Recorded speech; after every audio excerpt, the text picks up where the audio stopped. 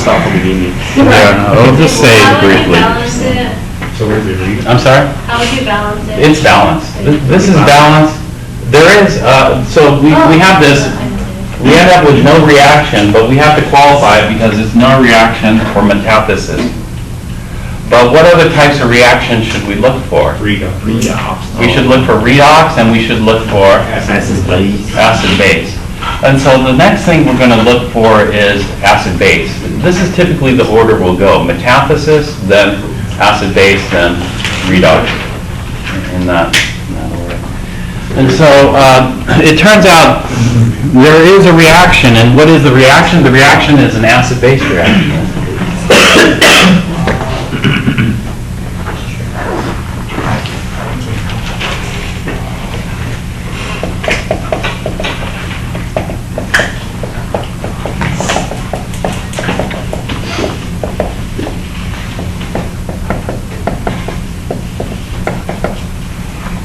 So let's go through the steps in figuring out what the acid-base reaction is. There are two types of acid-base reactions we're going to consider. For right now, we're going to look at Bronsted acid or Bronsted-Lowry acid-base reaction.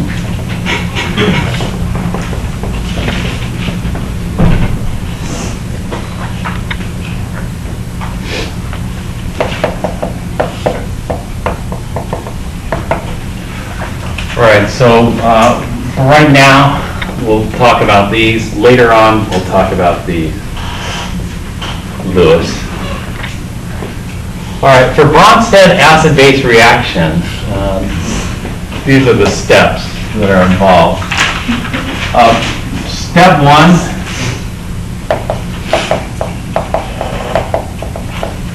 we inventory the solution.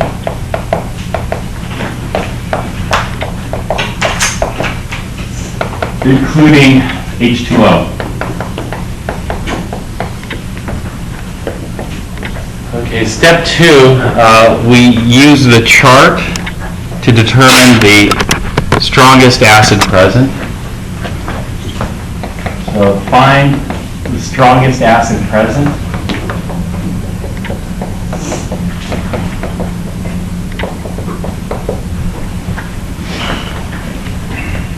Three, find the strongest base present.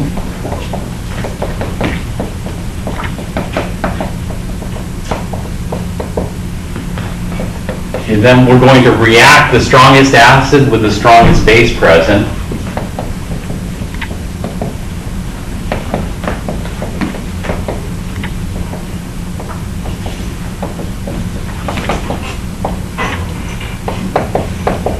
The strongest base by transferring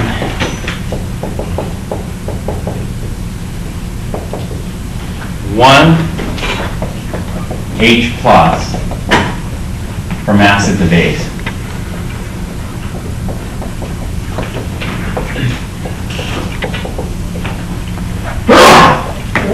Five, determine if driving force is present.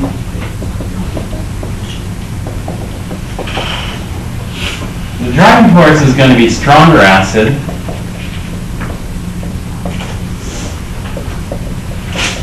to weaker acid.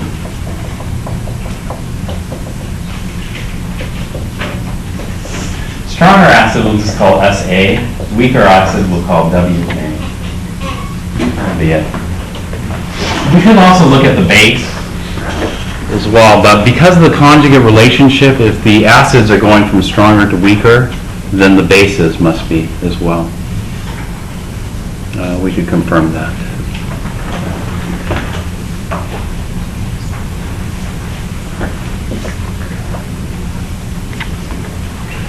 All right, so let's go ahead and do that for this particular problem. So the first thing is we have sodium hydrogen sulfate and potassium dihydrogen phosphate in the reaction. And so we'll just inventory everything in this solution. Inventory just means, what are the major species inside the beaker?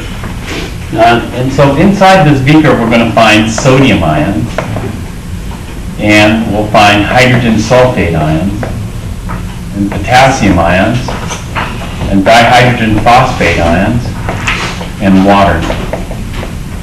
And so this would be the complete inventory. Then we look for the strongest acid present and the strongest base present. And so normally what we'll do is we'll just identify the species. For example, sodium ions. Sodium ions, are those acidic or basic or neutral? These are neutral. They're neither proton donors, they don't have a proton to donate, nor proton acceptors. In other words, do you see that on the acid chart there? Do you see sodium ions as a proton donor or sodium ions as a proton acceptor? No. And so we'll call it neutral. HSO4 minus. HSO4 minus occurs on both sides of the chart, actually. Do you see it on both sides of the chart? Take a look at the chart. Starting in the left column there, starting on the left column,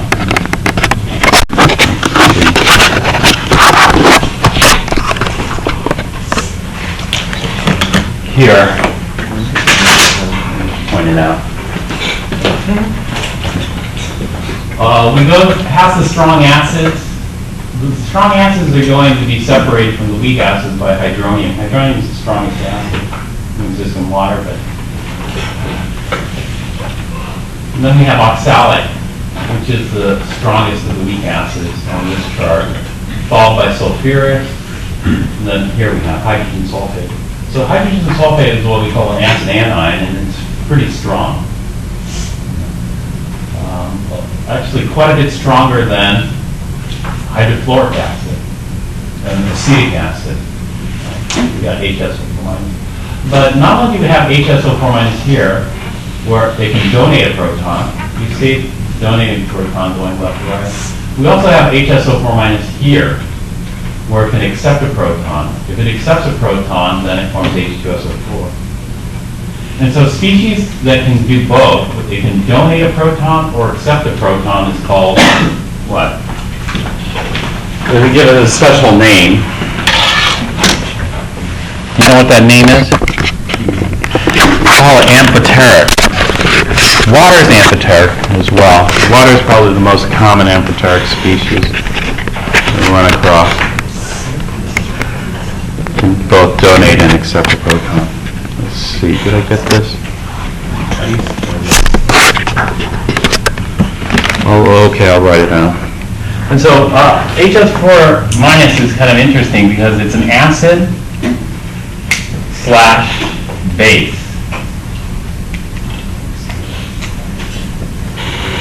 And this is called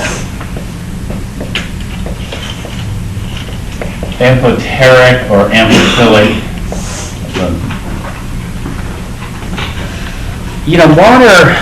Water is interesting because water is equally as good of an acid as it is a base. Whereas HSO4 minus is heavily biased. It's a much better acid than it is a base. But nonetheless, we still call it amphoteric, meaning it can go either way. All right. Next comes potassium ions. What are you going to say about potassium ions? Neutral. These are neither a proton donor nor a proton acceptor, so this is neutral. All right, how about dihydrogen phosphate?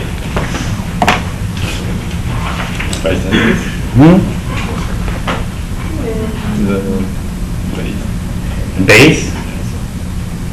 Acid? Base acid? What do you call it? Amphoteric. So dihydrogen phosphate is amphoteric as well because it occurs on both sides of the chart. So acid and base. All right, and then water. What is water? Water is amphoteric also. So this gets acid and base. Oops. So we have 3 acids and 3 bases. Now, if you're going to have a reaction, the reaction is going to be between the 2 strongest. The strongest acid and the strongest base present. And so what we have to do is we have to use the chart and look at the 3 acids and then pick the strongest of the 3. Which of the 3 are going to be the strongest? Yeah. And so hydrogen sulfate is the strongest, which means it's the one that's going to lose the proton the easiest. So if any of these 3 are going to lose a proton, it's going to be hydrogen sulfate. And then we look at the 3 bases. Which of these 3 bases is the strongest? Yeah, we look at the chart. And looking at the chart, what's the strongest base on the chart? What's the name of the strongest base on this chart? Amide. And so we start at amide and then just work our way up. And the first base we hit is a dihydrogen phosphate, right? Isn't water before that? Isn't water before that? Let's take a look and then see. Let's try to get this.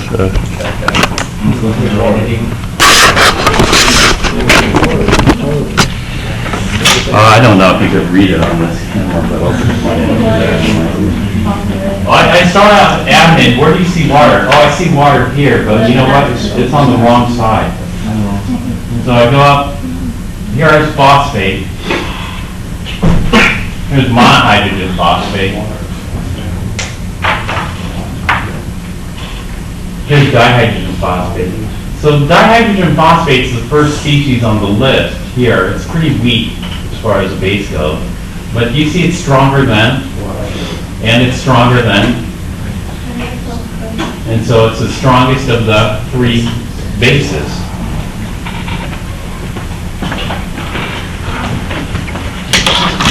Spin this over here.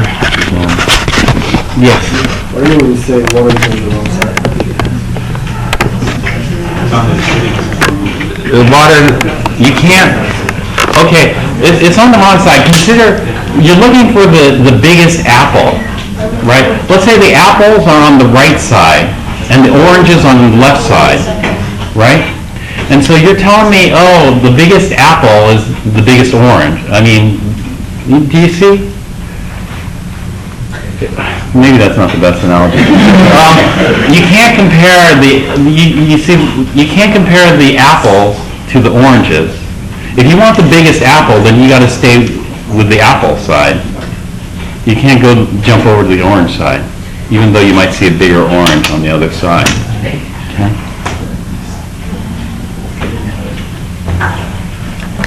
And so this is the strongest base present, and that's all we have to consider, because this will be the reaction that is most favored, right? Thanks. So we'll go to the next step. We react the strongest acid with the strongest base. So the strongest acid is HSO4 minus. The strongest base is H2PO4 minus. What do we form? SO4 2 minus. SO4 2 minus.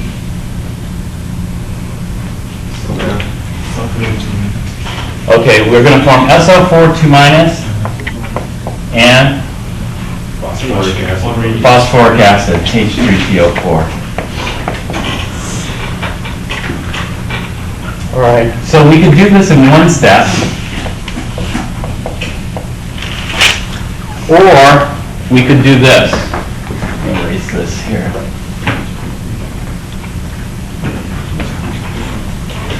Or we could do this with half reactions. Or with half reactions, we get this. You know, HSO4 minus loses a proton to form SO4 2 minus, and H2PO4 minus gains a proton to form H3PO4. Okay, this is, the reaction is written. HSO4 minus is written as is, but what we're going to do with H2PO4 minus is we're just going to reverse that reaction up there. Sorry if you got into the video and anything. But, so if we look at H2PO4 minus, H2PO4 minus, what we'll do is we'll just reverse this reaction. So we'll go H2PO4 minus plus an H plus gives us H3PO4. And then when we get the two half reactions like this, then the next step is to combine the half reactions. So let's go ahead and do that. Combining the half reactions, you'll see that the protons cancel. The H plus here cancels the H plus here. And so we end up with the same. HSO4 minus plus H2PO4 minus yields SO4 2 minus and H3PO4. And so we get the same thing here. We just added an extra step. All right, what's the last step? Determining a driving force is present.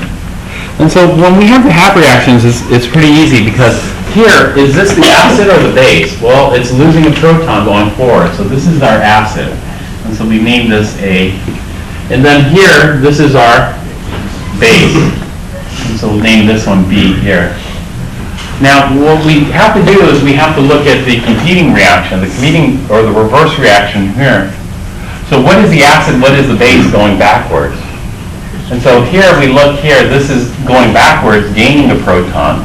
And so this would be the base, and this would be losing a proton, this would be the acid. So this is our base, this is our acid. And then we can compare the strengths of the two acids. Which is the better acid? HSO4 minus or H3PO4? Yeah.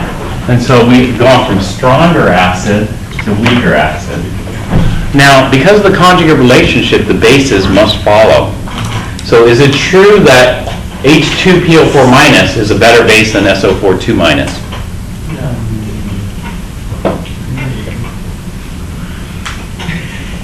Yes or no?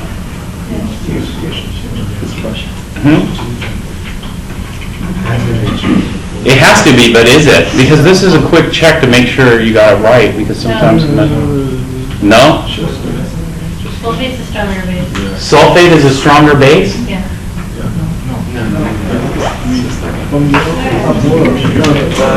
Oh, yeah, it is.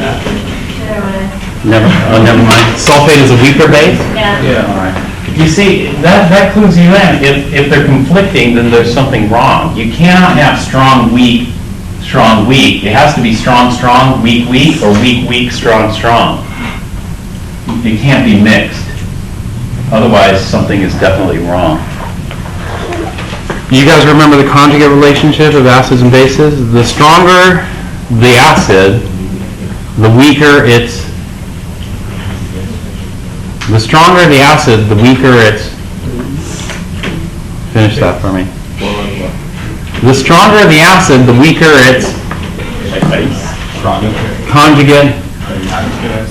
Maybe you guys don't. Do you guys know the conjugate relationship?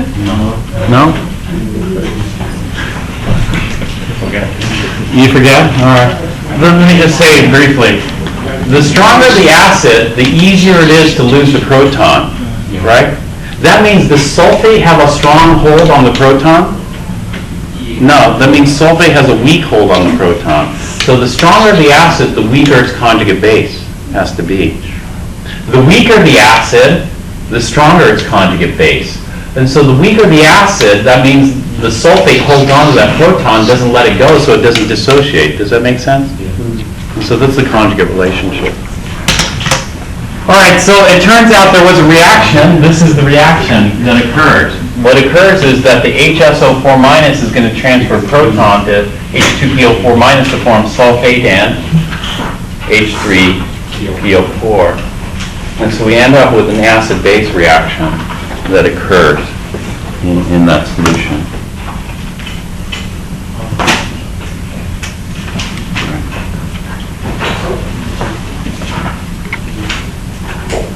So the answer would be that. Yeah, there's a reaction.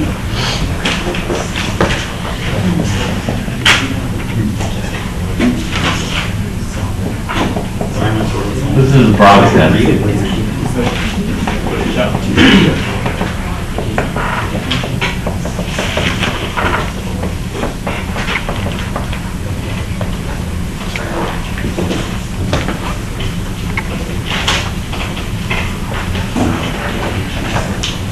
you want to do another example, or is this enough?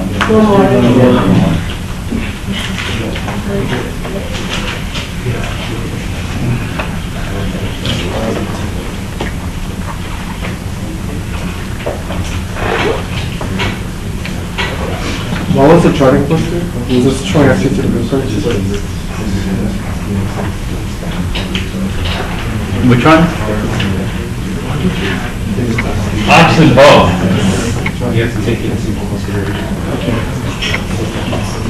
But you could just say stronger acid, weaker acid is okay too. But besides that, water can react in amplitude, right? All right, the next example is going to be this one. We're going to take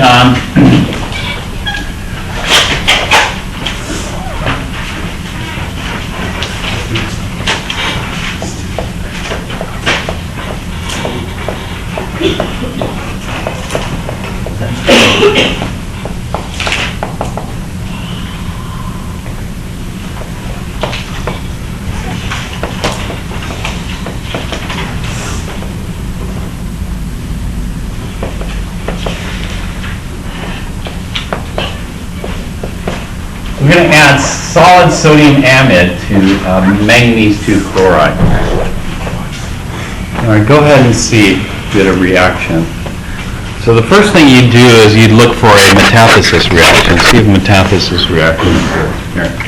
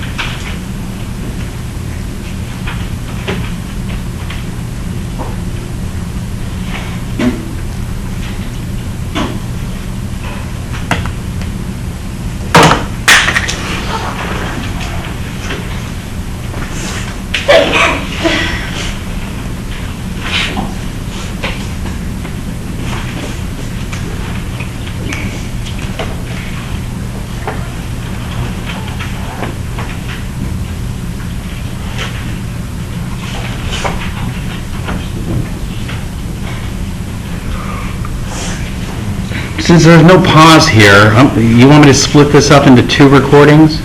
Or just leave a gap here? Split it up into 2, part 1 and part 2. All right, I'm going to stop this. How much more time do you need, actually? Maybe I should ask that. A couple more minutes? 5 more minutes? Less?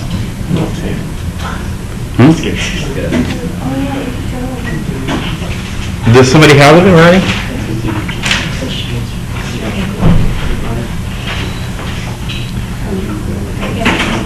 All right, I'll stop this.